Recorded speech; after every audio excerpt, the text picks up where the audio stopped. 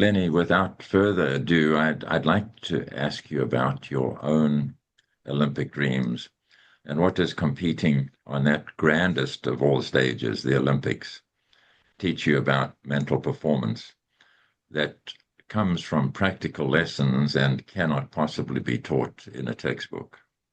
Yeah, it's a great question. And, people often ask me, did my training as a sports psychologist help me at the Olympic Games?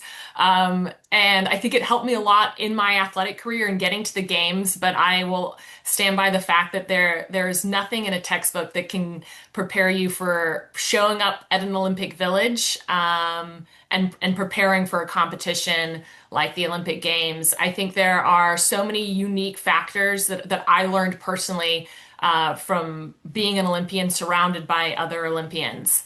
One of the things to me that it's so fascinating, even to this day, when people ask about the Olympic experience, they all ask about it with this excitement, like, "Oh, you went to the Olympics! Like, how amazing was that?"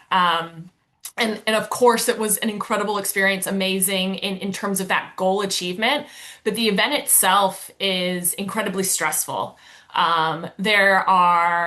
You are surrounded by more people going after this ultimate goal of trying to get on a podium on a world stage. And everybody has prepared and had tons of sacrifices. And ultimately, three people in each event go home with a medal. And the majority of people leave hungry for more.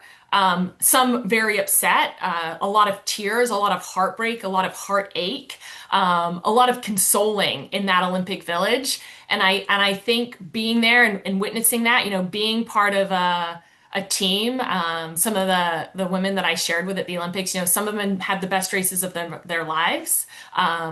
Some of them were devastated by injury or illness right before the event.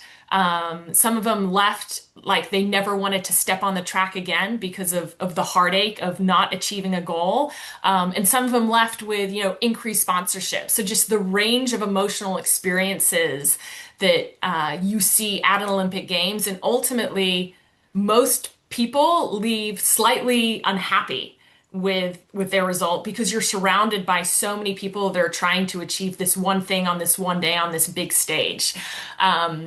And so really kind of sharing that perspective of yes, the Olympics is this incredible venue where people are trying to achieve a dream, but only three people medal and a lot of people go home upset. I think for me, that was also really helpful in helping athletes kind of navigate successes and failures overall. We have this huge need to want to be successful and achieve goals. And I've always come from the perspective of the people who are most successful, the ones who miss out on their goal and wake up the next day and continue to train anyway. And that's just reinforced on that Olympic stage. Again, most people are missing their goal and they're waking up the next day and choosing to continue to pursue something that can give them ultimate heartbreak, and put their full effort into it anyway.